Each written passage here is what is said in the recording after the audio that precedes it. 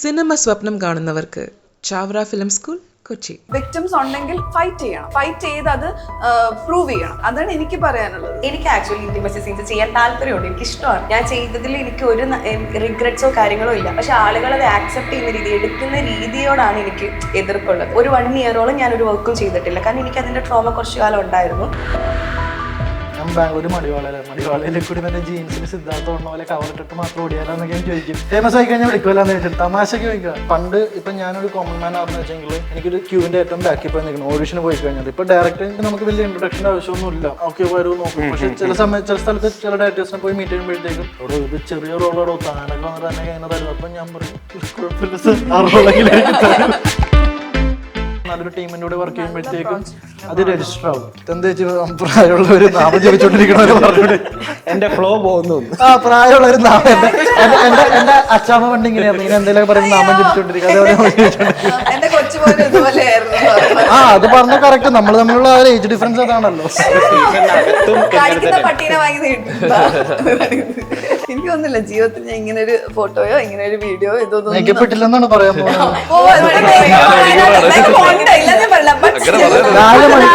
4 മണിക്കൂറാ മേക്കപ്പിന് വേണ്ടി കളയണത്. എന്നിട്ട് പറഞ്ഞു നോക്കണേ അത് പെണ്ണുങ്ങൾ എന്ന് പറയാം. ഇവ എന്തിനാണ് ഈ 5 മണിക്കൂർ എടുക്കുന്നത്? അതാണ് മനസ്സിലാവാത്തത്. നമ്മൾ ഏതൊരു പരിപാടി വെച്ചാലും അല്ലെങ്കിൽ എല്ലാ ദിവസവും ഓൺ ടൈം സെറ്റ് വരുന്ന ഒരാള് വിഷ്ണുവാണ്. അപ്പൊ ഡബ്ബാണെങ്കിലും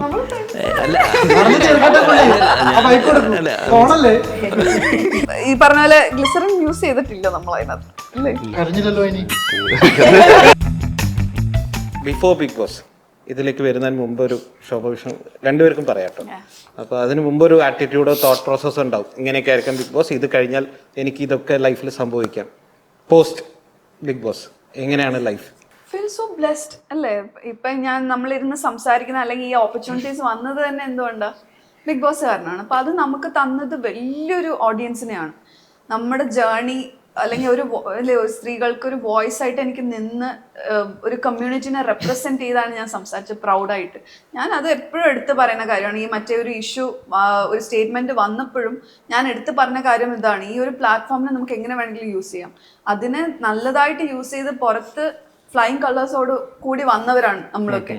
അപ്പം അത് ഇനി അടുത്തുള്ളവരും സ്ത്രീകൾ അതിലേക്ക് വരണം, മനസ്സിലായില്ലേ? ഞങ്ങളത് അങ്ങനെ ഞങ്ങൾക്ക് വന്നിട്ടില്ല. അപ്പൊ അത് വന്നിട്ടുണ്ട് എന്നുണ്ടെങ്കിൽ വിക്ടിംസ് ഉണ്ടെങ്കിൽ ഫൈറ്റ് ചെയ്യണം അല്ലെ? ഫൈറ്റ് ചെയ്ത് അത് പ്രൂവ് ചെയ്യണം. അപ്പം അതാണ് എനിക്ക് പറയാനുള്ളത്. So it has given me definitely നല്ല നല്ല ഓർമ്മകളും നല്ല കാര്യങ്ങളും. അതിനോടൊപ്പം തന്നെ പുറത്തിറങ്ങിയതിനു ശേഷം കുറെ ഇഷ്യൂസ് വന്നെങ്കിലും അത് ഞാൻ ഫൈറ്റ് ചെയ്തു അല്ലേ? ഇപ്പൊ സൈബർ ബുള്ളിങ് ആണെങ്കിൽ പോലും അതിൽ നിന്ന് എങ്ങനെ ഫൈറ്റ് ചെയ്ത് പുറത്ത് വരാൻ പറ്റിയത്. ഇപ്പൊ even now I M stronger than before.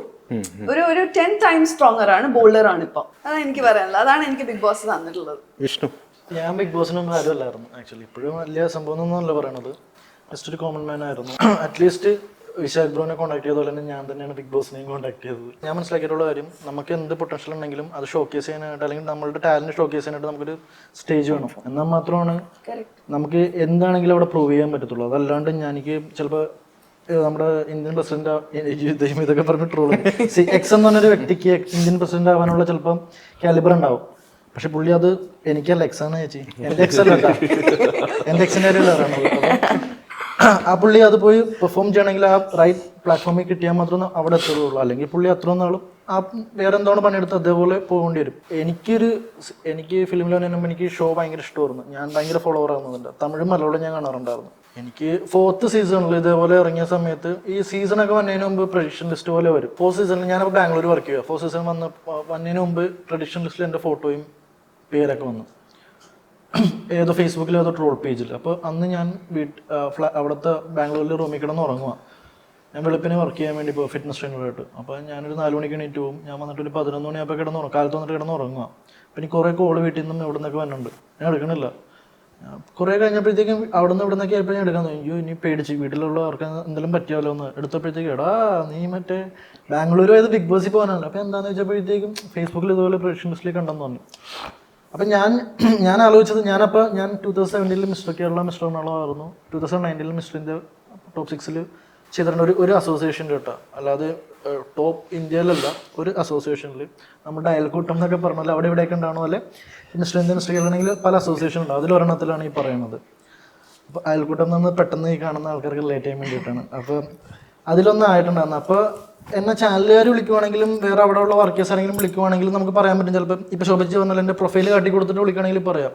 എനിക്കൊരു ട്രോൾ പേജ് വന്നപ്പോൾ അത്ഭുതമായി. കാരണം എനിക്ക് ഇൻസ്റ്റാഗ്രാമിൽ ഫോളോവേഴ്സ് ഇല്ല, പിന്നെ ഞാൻ ഒരു സെലിബ്രിറ്റി സ്റ്റാറ്റസിൽ ഒന്നുമില്ല, ഒരു ഗതിയില്ലാത്തവരൊക്കെ അങ്ങനെയല്ല, ഒന്നുമില്ലാത്തൊരു സംഭവം. അപ്പൊ ഇതെങ്ങനെയൊന്നും എനിക്ക് ഭയങ്കര അത്ഭുതമായി.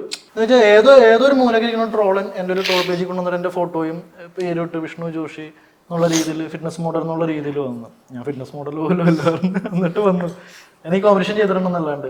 അപ്പൊ ഞാൻ ചുമ്മാ വെറുതെ അന്വേഷിച്ചപ്പോഴത്തേക്കും നോക്കി നമുക്ക് ഇതിലോട്ട് ഓഡിഷൻ ചെയ്യാൻ പറ്റും എന്ന് പറഞ്ഞു. അപ്പോൾ ആ ട്രോളനെ ഏതെങ്കിലുമൊക്കെ ഇവിടെ നിന്ന് കാണണമെങ്കിൽ പുള്ളിയാണ് ഇതിനെല്ലാം, ഐ മീൻ ബട്ടർഫ്ലൈ എഫക്റ്റ് എന്ന് പറയുന്ന പോലെ തന്നെ അവിടെ നിന്നാണ് തുടങ്ങിയത്. അപ്പോഴാണ് ഞാൻ അത്രയും നാളെ എനിക്ക് ഷോയിൽ പോകണം എന്ന് ആഗ്രഹമല്ലാണ്ട് എന്നെപ്പോലുള്ളൊരു ഐ മീൻ സാധാരണക്കാരന് പോകാൻ പറ്റും എന്നുള്ളൊരു, ഞാൻ വിചാരിച്ചാൽ ചിലപ്പോൾ ഇൻസ്റ്റാഗ്രാം ഫോളോവേഴ്സ് അല്ലെങ്കിൽ എന്തെങ്കിലും രീതിയിൽ വൈറലായാലോ നമ്മൾ വിളിക്കുള്ളൂ എന്ന് വെച്ചിരിക്കും. ഞാനപ്പോൾ ചുമ്മാ തമാശക്ക് ഫ്രണ്ട്സിനോട് പറയുമായിരുന്നു, ഞാൻ ബാംഗ്ലൂർ മടിവാളയിൽ കൂടി മറ്റേ ജീൻസിൽ സിദ്ധാർത്ഥ ഓടുന്ന പോലെ കവർ ഇട്ടിട്ട് മാത്രം ഓടിയാലോ എന്നൊക്കെ ഞാൻ ചോദിക്കും. ഫേമസ് ആയി കഴിഞ്ഞാൽ വിളിക്കുമല്ലോ എന്ന് വെച്ചിട്ട് തമാശക്ക് ചോദിക്കുക. അപ്പോൾ ഇത് വന്നു കഴിഞ്ഞപ്പോഴത്തേക്കും ഞാൻ അന്വേഷിക്കാൻ വേണ്ടി തുടങ്ങി. അപ്പോൾ പറഞ്ഞു ഇതേപോലെ ഓക്കെ നമുക്ക് പ്രൊഫൈൽ അയച്ചു കൊടുക്കാം, അവർക്ക് ഇഷ്ടപ്പെട്ട് കഴിഞ്ഞാൽ വിളിക്കും മെയിൽ ചെയ്ത്. ഇതുപോലെ കാണുന്ന ആൾക്കാരുണ്ടെങ്കിൽ നിങ്ങൾ മെയിൽ ചെയ്ത് നോക്കുക, നിങ്ങൾക്ക് ഭാഗ്യം ഉണ്ടെങ്കിൽ തലവരുണ്ടെങ്കിൽ കണ്ടു കഴിഞ്ഞാൽ വിളിക്കും. അപ്പം ഞാൻ ഇതേപോലെ മെയിൽ ചെയ്തപ്പോഴത്തേക്കും 2022 ഡിസംബറിൽ എന്തോ ക്രിസ്മസിന് മുൻപ് ഇതേപോലെ എന്നെ വിളിച്ചിട്ട് പ്രൊഫൈൽ ഉണ്ടാകുന്നു, ഇഷ്ടപ്പെട്ടു എന്ന് തന്നെ വിളിച്ചു. ഓഡിഷൻ ഫസ്റ്റ് സൂമിലായിരുന്നു, സൂം കോൾ കഴിഞ്ഞു, നേരിട്ട് വിളിച്ചതും കഴിഞ്ഞു. അങ്ങനെ ഫസ്റ്റ് എൻ്റെ ഏറ്റവും വലിയ ആഗ്രഹം ബിഗ് ബോസ് ആണ്. ബിഗ് ബോസിൽ കയറി. ബിഗ് ബോസ് ജസ്റ്റ് എനിക്ക് ഒരു ജസ്റ്റ് ഒന്നല്ല, ബിഗ് ബോസ് വലിയൊരു പ്ലാറ്റ്ഫോമാണ്. പക്ഷേ എൻ്റെ സിനിമയാണ് എൻ്റെ അൾട്ടിമേറ്റ് ലക്ഷ്യം, ഗോള്. അതിലോട്ട് എത്താൻ വേണ്ടിയിട്ടുള്ള സ്റ്റെപ്പിംഗ് സ്റ്റോൺ മാത്രമാണ്. അപ്പോൾ അവിടെ വന്നു കഴിയുമ്പോഴത്തേക്ക് എനിക്ക് പാട്ടോടാനോ ഡാൻസ് കളിക്കാനോ ഒന്നും അറിയുന്നില്ല. ഇപ്പം ഞാൻ ഡാൻസൊക്കെ കളിക്കും. അതിൽ കയറി പറയാണ്ട് ഏതോ പരിപാടിക്ക് ഡാൻസ് കളിച്ച് പോയപ്പോഴത്തേക്ക് പുറത്തിറങ്ങിയപ്പോഴാണ് അറിയണത് ഞാൻ ഡാൻസർ എന്നുള്ള പേരിലാണ് അറിയപ്പെട്ടിരിക്കുന്നത്. ഞാൻ ഞെട്ടിപ്പോയത്. ഞാൻ ഓർക്കുന്നു മറ്റേ എയർപോർട്ടിലേക്ക് തിരിച്ച് ലാൻഡ് ചെയ്ത് വന്ന ഒരു സമയം മറ്റേ ഞാനതൊക്കെ സ്വപ്നം കണ്ടെന്നല്ലാണ്ട് ഞാൻ സീസൺ 4ഉം 2ഉം ഇതൊക്കെ കാണുമ്പോഴത്തേക്കും കുറെ ആൾക്കാർ വന്ന് ഇവരെ കാണുമ്പോഴത്തേക്കും നമ്മളെല്ലാവരും ആഗ്രഹിക്കുമല്ലോ ആൾക്കാർ നമ്മൾ ഇഷ്ടപ്പെടാനുണ്ടാകുമെങ്കിൽ. പക്ഷെ എൻ്റെ കയ്യിലിരിപ്പ് വെച്ചിട്ട് ഞാൻ വിചാരിച്ചിട്ടില്ല ഫാമിലി ഓഡിയൻസ് ഒക്കെ ഇഷ്ടപ്പെടുമെന്ന് ഞാൻ ഒട്ടും വിചാരിച്ചിട്ടില്ല. ഒരു കോളേജ് അല്ലെങ്കിൽ എൻ്റെ ഒരു പ്രായം ഒരു ടീനേജേഴ്സ് ടു ഒരു ഫണ്ണി കേൾ തന്നെ ടീനേജേഴ്സ് ടു ഒരു 25-നുള്ളിലുള്ള പിള്ളേർ, സ്കൂൾ കോളേജ് പിള്ളേർ, അതായിരിക്കും ഇഷ്ടപ്പെടുന്നത്. കാരണം എൻ്റെ സ്വഭാവം അത്ര നല്ലതൊന്നുമല്ലായിരുന്നു ബിഗ് ബോസിന്റെ അകത്ത്. കാരണം ഞാൻ ഇപ്പൊ നല്ലതല്ല, ഇപ്പൊ ആൾക്കാർ ആ സ്വഭാവം വെച്ച് അക്സെപ്റ്റ് ചെയ്ത് വെച്ചു. നമ്മൾ റിയലായിട്ട് സെറ്റിൽ നിങ്ങൾ ഇങ്ങനെ തന്നെയായിരുന്നു. ഈ വർക്കിന്റെ സമയത്ത് ഒരു റീല് കണ്ടായിരുന്നു, മറ്റേ ഡബിങ്ങിനൊക്കെ പോകുമ്പോ അടിച്ചു കയറുക. അപ്പൊ ഇതേപോലെ നമ്മളിവിടെ പറഞ്ഞു നോക്കിയത്. അപ്പൊ ഞാൻ തമാശക്ക് അതിന്റെ ഉള്ളിലും പറയും എന്റെ മകൻ എന്നെ മര്യാദക്ക് ഇഷ്ടമല്ല, പിന്നെ എങ്ങനെയാണ് നാട്ടുകാർക്ക് ഇഷ്ടപ്പെടുന്നത് ഞാൻ ചോദിക്കും.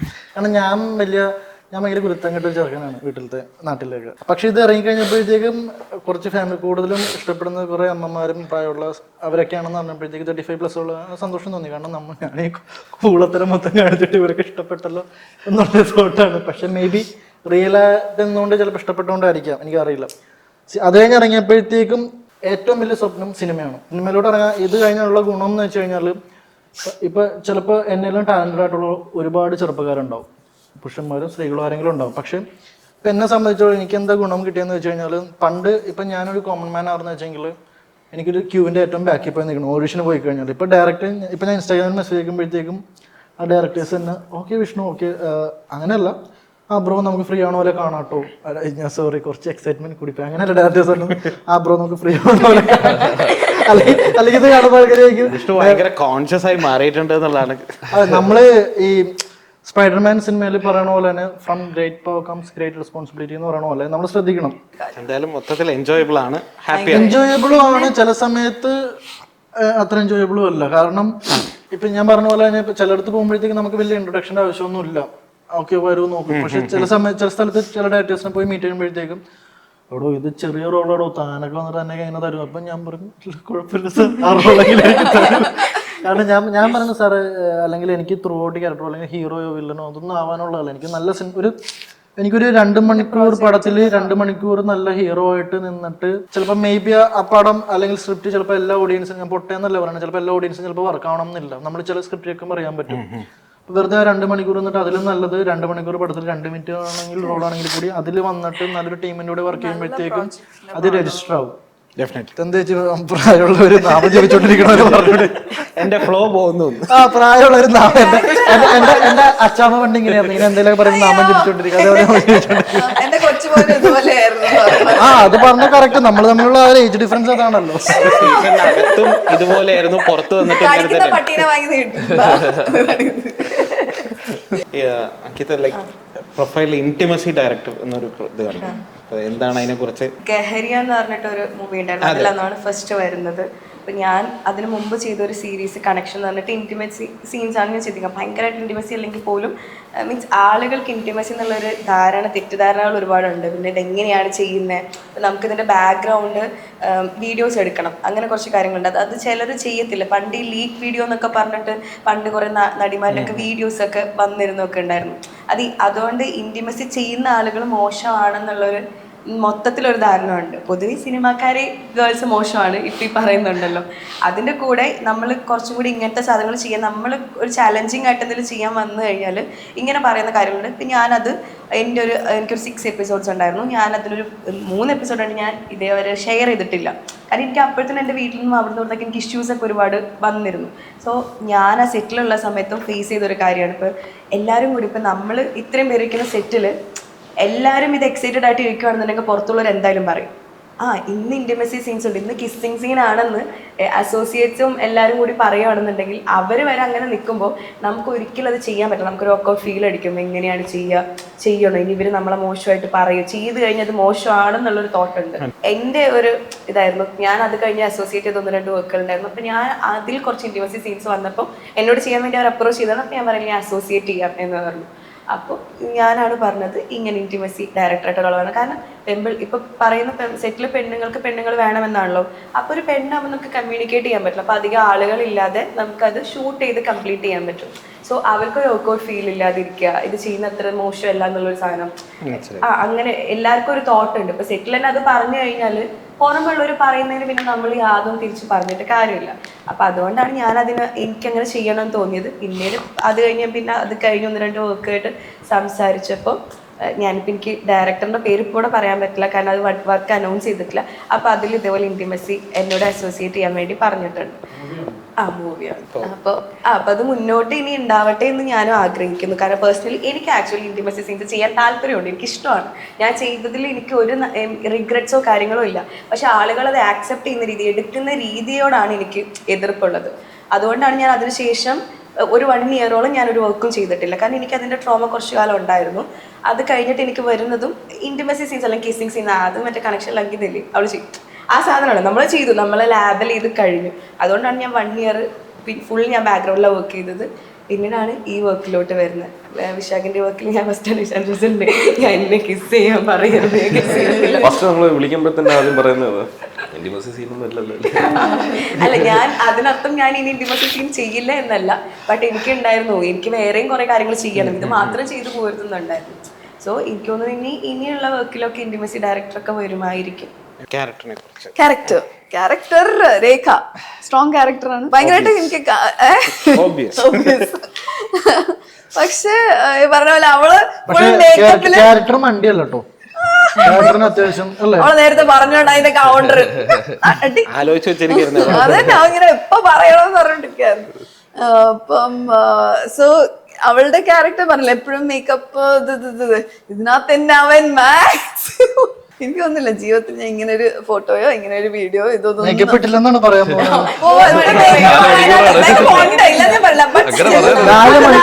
4 മണിക്കൂറാ മേക്കപ്പിന് വേണ്ടി കളയണത്, എന്നിട്ട് പറഞ്ഞു നോക്കണേ അത് പെണ്ണുങ്ങൾ എന്ന് പറയാം. ഇവ എന്തിനാണ് ഈ 5 മണിക്കൂർ എടുക്കുന്നത്, അതാണ് മനസ്സിലാവാത്തത്. ഇതൊക്കെ എന്തിനാണ് മനസ്സിലാവാത്തത്. അതെങ്ങനെ മേക്കപ്പ് അടിച്ചാൽ നമുക്ക് കൈ കിട്ടിയാലല്ലേ നമുക്ക് ചെയ്യാൻ തുടങ്ങാൻ പറ്റും.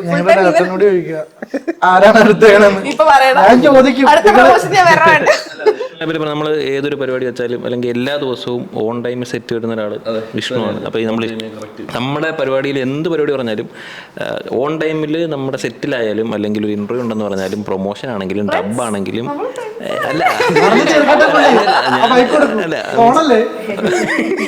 ഓൺ ടൈമിൽ വരുന്നത് വിഷ്ണു മാത്രമാണ്. ഡിസ്റ്റർബൻസ് ഒന്നുമില്ല. നമ്മളിപ്പോ 7 മണി പറഞ്ഞു കഴിഞ്ഞാലും കറക്റ്റ് 7 മണിക്ക് വരും. നമ്മളിപ്പോ 7:30 നമ്മൾ ചെല്ലുമ്പോഴും വിഷ്ണു അവിടെ കാണും, പുള്ളി അവിടെ തന്നെ കാണും. അതിൽ നമ്മൾ ദയനീയമായിട്ട് നോട്ടമായിരിക്കും.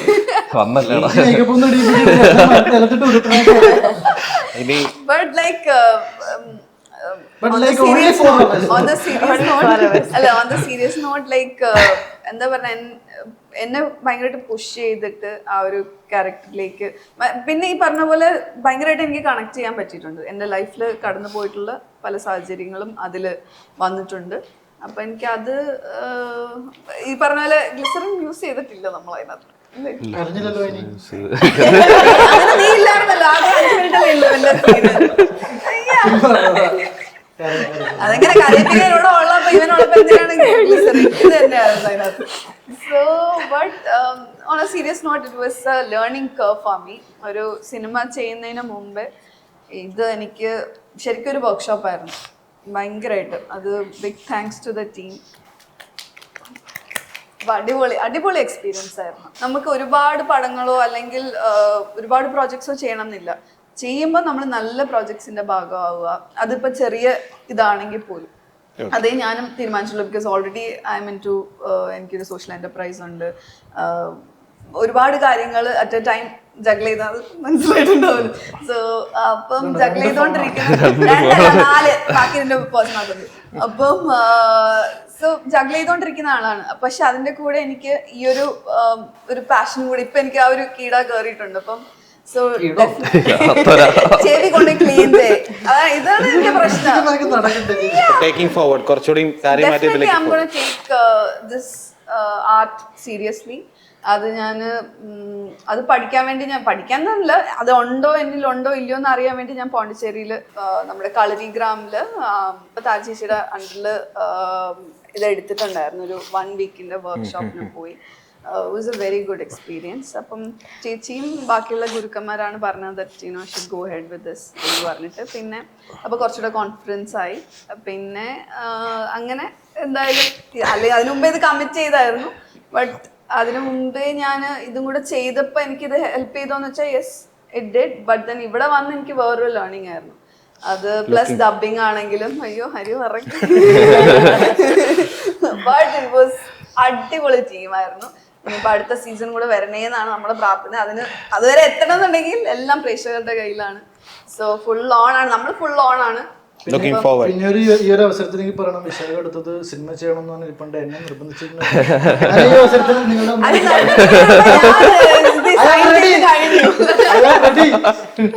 വൈൻഡപ്പ് ചെയ്യുന്നതിന് മുമ്പ് 2 ചോദ്യം മസ്റ്റായിട്ട് ചോദിക്കണം. ഒന്ന്, ഷർട്ടിനെ കുറിച്ച് ചോദിക്കാൻ പറഞ്ഞു. എന്താണ് ഷർട്ട് ബാക്കിലെ കഥ? ഞാൻ സ്റ്റോറി പറയാവേ. ഇപ്പൊ എന്റെ ടോണൊക്കെ മാറി നാളം കെടുത്തി. ഇത് എന്റെ ഷർട്ടാണ് ആക്ച്വലി. Thank you പറഞ്ഞതിനു.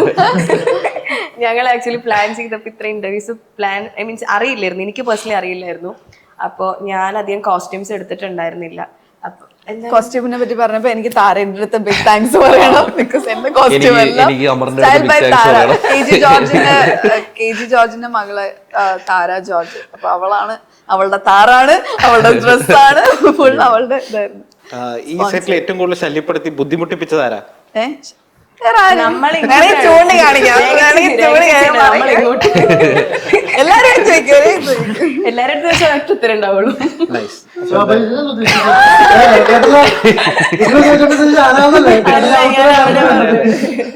ഇത് എത്ര എപ്പിസോഡാണ്? 4 എപ്പിസോഡ്. ഷൂട്ട് ഫുൾ കൊച്ചി തന്നെയായിരുന്നു. കൊച്ചി ബേസ് ചെയ്തിട്ടുണ്ട്. വൺ നൈറ്റ് സ്റ്റോറിയാണോ? അല്ല അല്ല അല്ല അല്ല ഇത് ഒരു സിനിമ എടുക്കാനുള്ള സാധനമുണ്ട്. അപ്പോൾ ഹാപ്പി ജേർണി എന്താണ് നിങ്ങൾക്ക് ഇൻഡിവിജ്വലി, എന്താണ് ആസ് എ ടീം, എന്താണ് ഹാപ്പി ജേർണിയെ കുറിച്ച് പറയാനുള്ളത്? ഹാപ്പി ജേർണിയിൽ കുറച്ച് പേരുകൾ നമ്മൾ ആക്ച്വലി വിട്ടുപോയിട്ടുണ്ട്. അപ്പോൾ അത് പറയാൻ നമുക്ക് ഹാപ്പി ജേർണി നമ്മൾ കൂടെ കുറച്ച് പേര് നമ്മുടെ തന്നെ കുറച്ച് ടീമുകൾ എല്ലാ വർക്കുകളിലും സ്ഥിരം ഉള്ള കുറച്ച് നമ്മുടെ ഗ്യാങ്സ് ഉണ്ട്. ഹിമൽ DOP, ഹിമൽ അറ്റൻഷൻ പ്ലീസ് നെറ്റ്ഫ്ലിക്സ് ചെയ്തിട്ടുണ്ട്. ക്രിയേറ്റീവ് ഡയറക്ടർ അമർ, പിന്നെ എഡിറ്റ് സനു വർഗീസ്, ഗ്രേഡ് രഞ്ജിത്ത്, അങ്ങനെ ഒരു ഗ്യാങ് ഓഫ് അരോഡിൻ അസോസിയേറ്റ് ആഷൻ. അപ്പം music Godwin, okay thank you. പിന്നെ അസിസ്റ്റന്റ് ഡയറക്ടർ എമിൽ, അങ്ങനെ കുറച്ച് വലുതല്ലാത്ത ഒരു ചെറിയ ടീം. അപ്പം നമ്മളെല്ലാവരും കൂടെ കുറച്ച് വർക്ക് ചെയ്ത നല്ലൊരു വർക്കായി വരുമെന്ന് വിശ്വസിക്കുന്നു. ഹാപ്പി ജേർണി എല്ലാവരും കാണുക. Proud to be a part of this team. അപ്പം സൂപ്പർ ഹാപ്പി. പറഞ്ഞ എല്ലാവർക്കും ഈക്വൽ ഒരു ഇതും റെസ്പെക്റ്റും കൊടുത്ത് ഒരു സെറ്റ് ആയിരുന്നു. സോ അപ്പോൾ നൈസ്. എന്തായാലും ഹാപ്പി ടോക്കിംഗ് ടു യു. ഇത്ര നേരം ഹാപ്പി ജേർണി വിശേഷങ്ങൾ പറഞ്ഞതിന്. ഇറങ്ങുന്ന വെബ് സീരീസ് അടിപൊളിയാവട്ടെ. പ്രേക്ഷകർ ഇരു കൈ നീട്ടി സ്വീകരിക്കട്ടെ. Thank you for your time. Thank you so much. നമ്മളുടെ ഹാപ്പി ജേണി നിങ്ങളെല്ലാവരും ഇരുകൈ നീട്ടി സ്വീകരിക്കണമെന്ന് വിശ്വസിക്കുന്നു. അതുപോലെ തന്നെ തെറ്റുകൾ, കുറ്റങ്ങൾ ഇതെല്ലാം നല്ല രീതിയിൽ ക്രിട്ടിസൈസ് ചെയ്യുക, കമന്റ് സെക്ഷനിൽ പറയുക, ഫസ്റ്റ് നിങ്ങളുടെ അഭിപ്രായങ്ങൾ ഷെയർ ചെയ്യുക, subscribe. Life T we like, share and subscribe. Cinema സ്വപ്നം കാണുന്നവർക്ക് ചാവറ ഫിലിം സ്കൂൾ, കൊച്ചി.